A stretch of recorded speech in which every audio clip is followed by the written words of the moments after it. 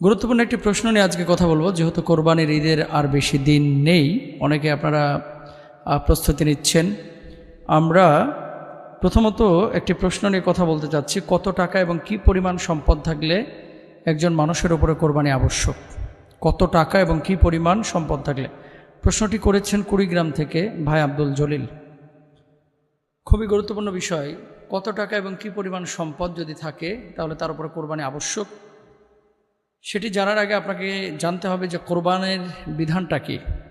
আপনি যদি প্রাপ্তবয়স্ক হয়ে থাকেন, আপনি যদি সুস্থ মস্তিষ্কের হয়ে থাকেন, আপনি যদি মুসলিম হয়ে থাকেন, আল্লাহ রাসূল সাল্লাল্লাহু আলাইহি ওয়াসাল্লাম সহ সমস্ত আসমানি কিতাব, ফেরেশতা এবং আখিরাতের প্রতি বিশ্বাস স্থাপন করে থাকেন, আপনার উপরে কোরবানি আবশ্যক। কখন? যখন আপনার সামর্থ্য রয়েছে। পারিবারিক যে খরচাদি, ভরণ পোষণ, এই খরচাদির পরে জিলহজ্জের 10, 11, 12 এই 3 দিন যদি নেসাব পরিমাণ সম্পদ আপনার কাছে থাকে। নেসাব পরিমাণ সম্পদ মানে কি? নেসাব পরিমাণ সম্পদ মানে হচ্ছে 7.5 ভরি স্বর্ণ এবং 52.5 তোলা রৌপ্য।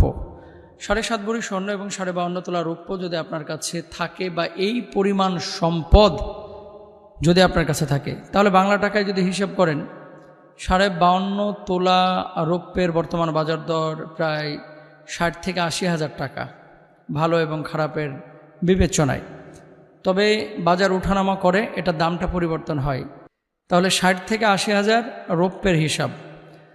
আর স্বর্ণের হিসাবে যেহেতু ভরি এখন 90 হাজার টাকার ঊর্ধ্বে এবং এটার দাম ওঠানামা করে, কখনো